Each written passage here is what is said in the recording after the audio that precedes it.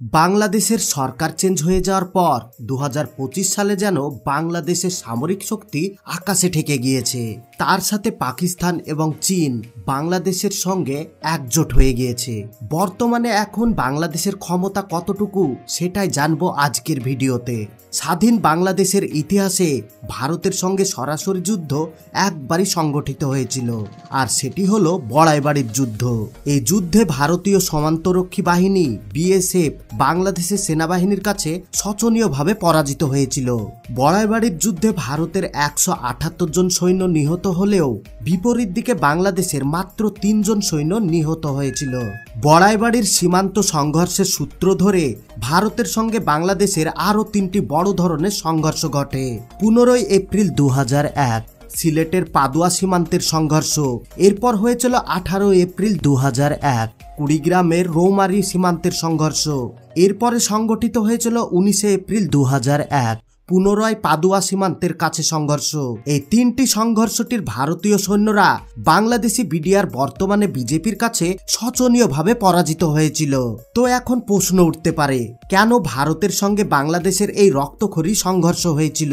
তো 1971 সালে বাংলাদেশ স্বাধীন হওয়ার পর থেকেই ভারতীয় বিএসএফ বাংলাদেশের সিলেটের পদাই সীমান্ত এলাকায় নানা ধরনের অবৈধ কর্মকাণ্ড চালিয়ে আসছিল।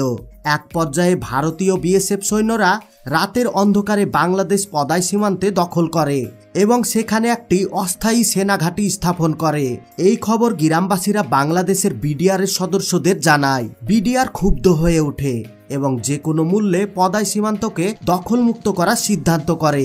ভারতীয় সৈন্যরা যখন বাংলাদেশ সার্বভৌমত্ব সীমান্তে অস্থায়ী ঘাঁটি স্থাপন করে, তখন বিডিআর সৈন্যরা উত্তেজিত হয়ে ওঠে এবং সিদ্ধান্ত নেয় তারা যে কোনো মূল্যে বদর সীমান্তে পুনরুদ্ধার করবে। বাংলাদেশের সার্বভৌম এলাকায় ভারতের বিএসএফ এর এরকম আচরণ বাংলাদেশে তাদের আরও উত্তেজিত করে তোলে। বড়াইবাড়ির যুদ্ধ শুধুমাত্র একটি সামরিক সংঘর্ষ নয়, এটি বাংলাদেশের সার্বভৌমত্ব রক্ষা এবং প্রতিরোধ ক্ষমতার প্রমাণ। তো এখানে পাদুয়া ক্যাম্পের অভিযান কিভাবে হয়েছিল চলুন আমরা দেখে আসি। পাদুয়া ক্যাম্প দখলমুক্ত করার জন্য বাংলাদেশি বিডিআর সদস্যরা একটি সাহসী অভিযান পরিচালনা করেন। 15 এপ্রিল গভীর রাত্রিবেলায় বিডিআরের তৎকালীন মহাপরিচালক মেজর জেনারেল ফজলুর রহমানের নির্দেশে প্রায় 400 জন বিডিআর সদস্য এই অভিযানে অংশগ্রহণ করে। তারা ভারতীয় বিএসএফ ক্যাম্প ঘেরাও করে ফেলে। সেই সময় পাদুয়া ক্যাম্পে বিএসএফ এর প্রায় 70 জন সদস্য অবস্থান করেছিল। অবিশ্বাস্যভাবে বিডিআর এর মাত্র 6টি গুলি ফায়ার করার পর বিএসএফ এর 70 জন সদস্য নির্শত আত্মসমর্পণ করে। এরপরে বিডিআর পাদাই ক্যাম্পে পূর্ণ নিয়ন্ত্রণ গ্রহণ করে, যা ছিল বাংলাদেশের এক বড় বিজয়। এরপরে পাদুয়া যুদ্ধে পরাজয়ের প্রতিশোধ নিতে মরিয়া হয়ে ওঠে বিএসএফ। এরপরে 2 দিন পর প্রায় 500 থেকে 800 কিলোমিটার দূরে বড়াইবাড়ি সীমান্তে ভারী অস্ত্র নিয়ে তারা বিডিআর ঘাঁটিতে হামলা চালানোর প্রস্তুতি নেয়। আর এই উদ্দেশ্যে আসামের গুয়াহাটি থেকে শত শত বিএসএফ সদস্য এবং বিভিন্ন আধুনিক অস্ত্র আনা হয়। এরপরে 18 এপ্রিল ভোররাত্রি বেলায় বড়াইবাড়ি গ্রামের কৃষক সাইফুল ইসলাম ধান খেতে পানি দিতে গিয়ে লক্ষ্য করে শত শত বিএসএফ সদস্য ভারী অস্ত্র নিয়ে কাঁটাতারের বেড়া পার করে বাংলাদেশের ভেতর প্রবেশ করছে। তারা সাজোয়াজান, মেশিন গান এবং অন্যান্য আধুনিক অস্ত্র নিয়ে বাংলাদেশের অভ্যন্তরে আক্রমণ চালানোর জন্য প্রস্তুতি নিয়ে ফেলেছে। এই ঘটনা ছিল বাংলাদেশের সার্বভৌমত্বের উপর বড় আঘাত, যা সরাসরি বড়াইবাড়ি যুদ্ধের রূপ নেয়। বিএসএফ এর এই পরিকল্পনা ছিল ভোরের আলো ফোটার আগেই বড়াইবাড়ির ক্যাম্প দখল করা। তখন বিএসএফ এর একজন সদস্য সাইফুল ইসলামের কাছে হিন্দি ভাষায় জানতে চান বিডিআর ক্যাম্প কোথায়। সাইফুল ইসলাম হিন্দি ভাষা বুঝতে পারায় তিনি সহজেই বুঝতে পারেন যে তারা ভারতীয় বিএসএফ সদস্য। অন্যদিকে বড়াইবাড়ি যুদ্ধে বাংলাদেশের মিডিয়া সৈন্যরা শত্রুদের আক্রমণের জবাব দিতে সফল হয়। এই ঘটনা শুধুমাত্র সার্বভৌমতা রক্ষা নয়, বরং বাংলাদেশের প্রতিরক্ষা সক্ষমতাকেও বিশ্ব দরবারে তুলে ধরে। বড়াইবাড়ির যুদ্ধে সাইফুল ইসলাম তার অসাধারণ বুদ্ধি এবং উপস্থিতি সিদ্ধান্ত গ্রহণের মাধ্যমে বিএসএফ সদস্যদের বিভ্রান্ত করে। তিনি বিডিআর ক্যাম্পের মতো দেখতে একটি পরিত্যক্ত বাড়ি দেখিয়ে দেন, যা দেখে বিএসএফ এর সদস্যরা সেখানে আক্রমণ চালানো শুরু করে। সেই সুযোগে সাইফুল ইসলাম দ্রুত বড়াইবাড়ি ক্যাম্পে পৌঁছে যায় এবং বিডিআর সদস্যদের সতর্ক করে দেন এবং ঘটনা বিস্তারিত জানান।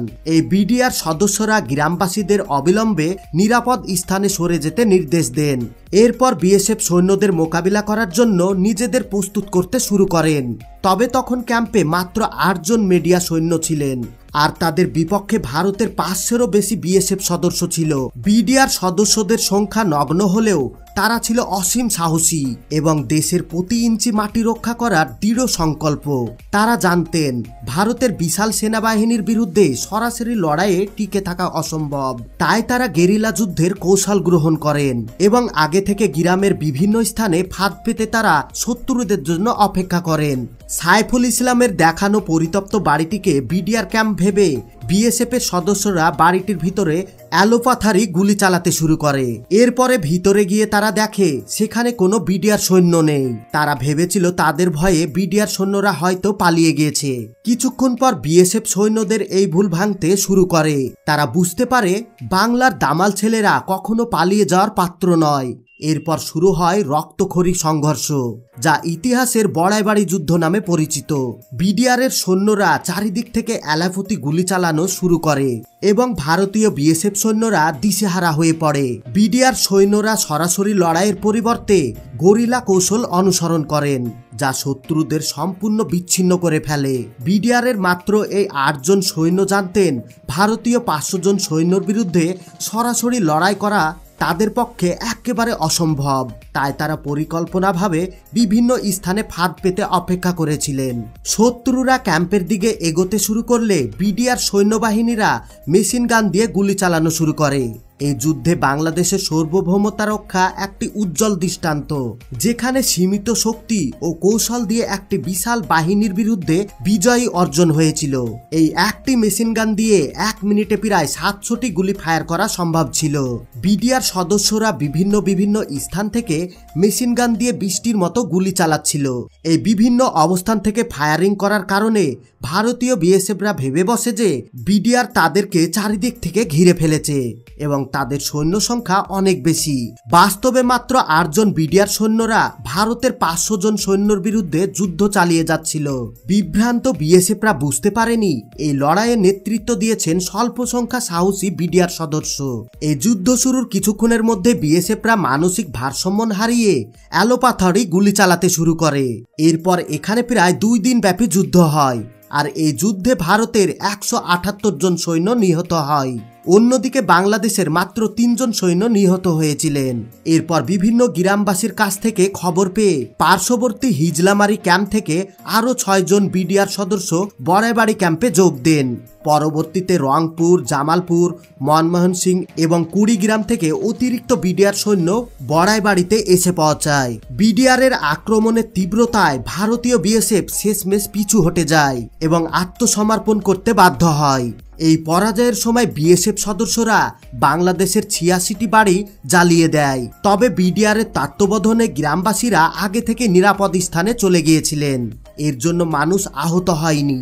এই ঘটনায় বিডিআর এর অসীম সাহস এবং দেশের প্রতি ভালোবাসার প্রতীক হয়ে দাঁড়ায়।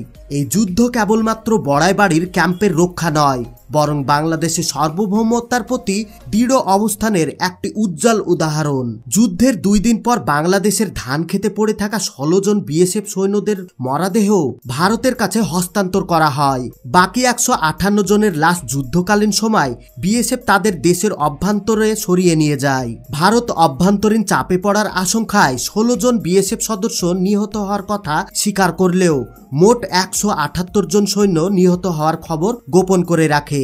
প্রত্যক্ষদর্শীরা জানায় যুদ্ধের সময় অনেক বেশি সদস্যের লাশ ভারতীয় বাহিনী সীমান্তে পেরিয়ে টেনে নিয়ে যায়। বড়াইবাড়ি যুদ্ধ বাংলাদেশের সার্বভৌমত্ব রক্ষার একটি অন্যতম দৃষ্টান্ত।